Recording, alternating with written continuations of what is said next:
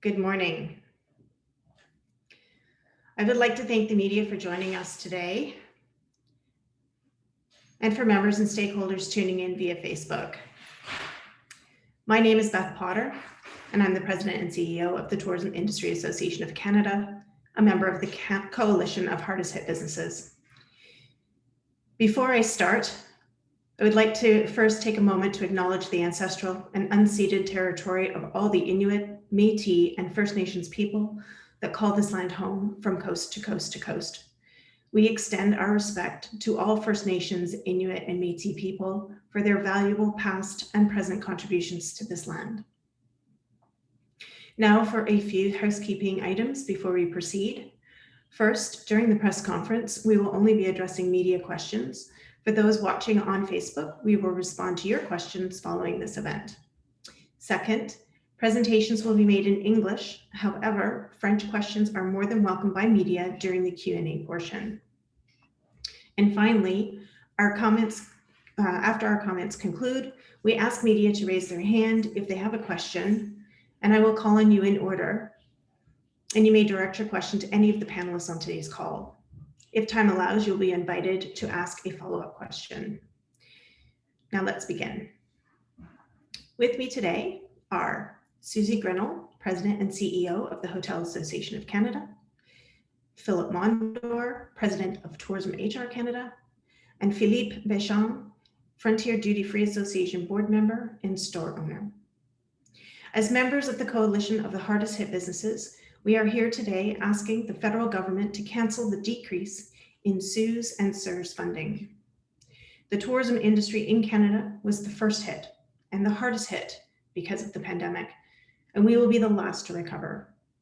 Pre-COVID, the tourism industry accounted for over $105 billion in GDP and provided jobs for thousands of Canadians from coast to coast to coast. CEWS and CERS were instrumental in helping tourism operators and businesses throughout the last year and a half of border closures, travel bans, and lockdowns. We know that if these businesses in the most devastated sectors fall victim to the timing of CEWS and CERS withdrawal, the tourism industry will be decimated and may never fully recover. This means that small communities will no longer be able to support tourism. Major cities will no longer be able to compete for major meetings and conventions, festivals and cultural events, and remote communities will be lacking critical infrastructure for emergency services, and the livelihoods of more than 2 million people, mostly women, youth, and immigrants, will be at risk. We are asking for a few more months of financial support from the government to ensure that all the businesses these programs have helped thus far are able to hang on and to avoid years and years of economic and social disruption. We are asking for help to survive. I want to thank you for your attention, and I'd like to now invite Susie Grinnell to speak.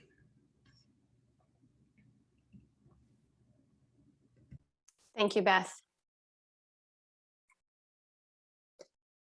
Thank you for being here this morning. My name is Susie Grinnell, and I'm the President and CEO of the Hotel Association of Canada, and one of the founding members of the Coalition of the Hardest Hit Businesses. This coalition was created in September 2020 to represent businesses in the travel, tourism, hotel, arts, culture, and major events industries that have been disproportionately devastated by the COVID-19 pandemic. If not for the government's CEWS and CERS programs, countless members of the hardest hit businesses would have already closed their doors permanently. These investments have kept hard-hit businesses afloat for the past 16 months, and we are grateful to the government for this support. But today we're here to talk about the end of these support programs.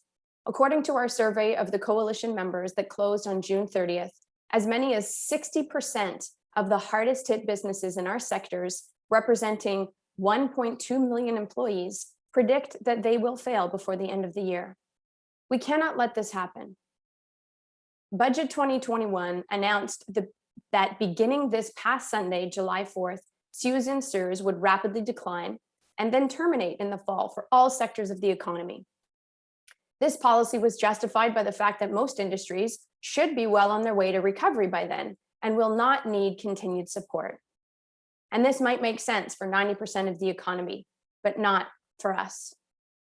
We will be entering our off-season, having just missed 2 critical summers in a row, having been largely shut down for 15 consecutive months, experiencing cumulative revenue losses of between 50 and 90% over that time period. As we enter our off-season in the fall, our revenue opportunities will continue to be limited, with no large conventions or events booked for the fall. Our recovery will not be like a light switch. It will be gradual, and it will build towards our true recovery next summer.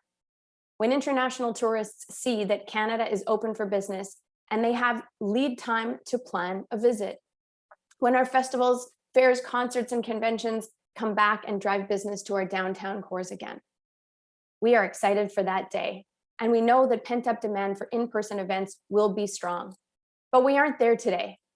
Restrictions for these types of events and travel remain fully intact. The problem with the government's timing to pull support programs is that it is misaligned with our recovery. It presumes that all sectors are equal and have equal chances to recover, but this isn't true. What business in the travel, tourism, events, and hospitality sectors need is a commitment from government that they will stand behind the sectors that will continue to suffer from lingering restrictions until they bridge to the other side. No sectors have lost as many jobs due to COVID or have made better use of the government programs to keep as many workers as possible on the job. We simply can't allow these temporary job losses to become permanent. It is time for the government to commit to a tailored wage and fixed cost support program for the hardest hit sectors in order to prevent a collapse in these industries. We are headed towards an iceberg, and this problem will not fix itself. Today, we are asking the government to protect the vibrant tourism and travel industries in Canada and the millions of Canadians we employ.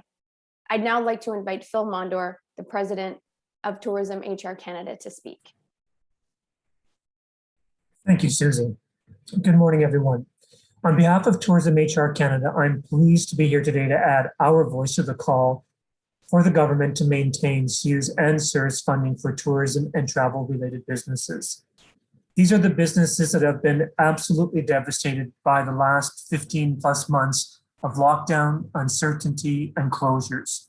Before COVID, the tourism industry was a strong job creator for the Canadian economy and employed millions of Canadians, especially new Canadians, Indigenous peoples, young people, and women. For many, it has been the reliable pathway to get a strong foothold in the Canadian economy. Recovery for this industry will be long, difficult, and uneven. These cash-strapped businesses are eager to take on more workers, but cannot afford to do so without a sustained level of wage subsidy, since the industry will likely not see revenues until sometime next year. Without CEWS, recovery for the sector and its impact on the economy overall will be hampered. Programs like CEWS with the right level of subsidy are essential until tourism businesses can become financially stable again. Survival for most has only been possible because of added loans and greater debts, but this is no longer sustainable. Now, while the recovery hiring program is an optimistic move to help support rehiring efforts now that we're moving towards reopening, the program as it stands is not well suited for the tourism industry. The timing, level of subsidy, complexity to access the program, and the fact that it's not applicable to furloughed workers means that many tourism businesses will not be able to take full advantage of a program like this. Programs like CEWS have already prevented the loss of over 100,000 additional jobs in the accommodation, food and beverage sectors, and we know these businesses still need help. At its peak, 928,000 workers from more than 45,000 businesses in this sector benefited from CEWS. A few more months of financial support will avoid years of social and economic disruption. We're hopeful that the government will continue to support the sector by maintaining CEWS and CERS with sustained subsidies at levels that will enable businesses to survive the lean months ahead.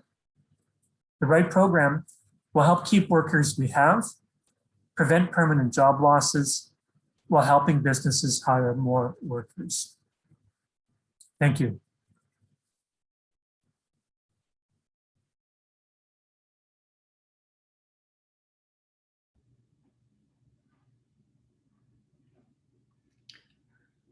Thank you, Phil, and thank you, Susie.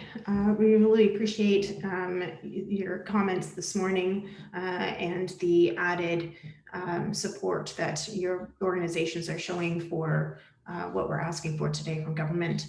I'd now like to open it up to questions. And again, I will ask you to use the raise your hand function. And also, if you've got questions in either language, English or French, we are prepared to handle either. So if there are any questions, we'd be happy to take them now.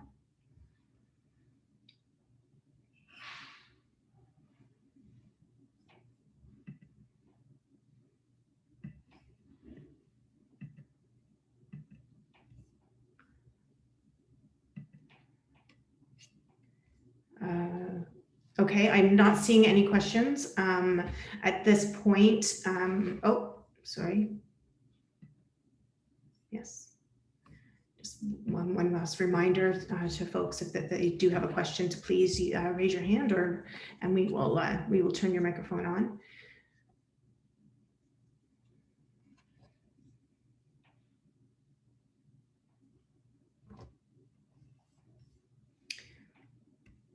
Okay, so seeing no questions, I would like to thank everyone for joining us here today. And just before we go, I just wanted to do a couple final reminders. And one is that, you know, the most important message we can be delivering today is that now is not the time for government to turn off the tap of support for the businesses in these hardest hit industries. You know, it's time to really have their back. While we continue to navigate travel restrictions and lockdowns.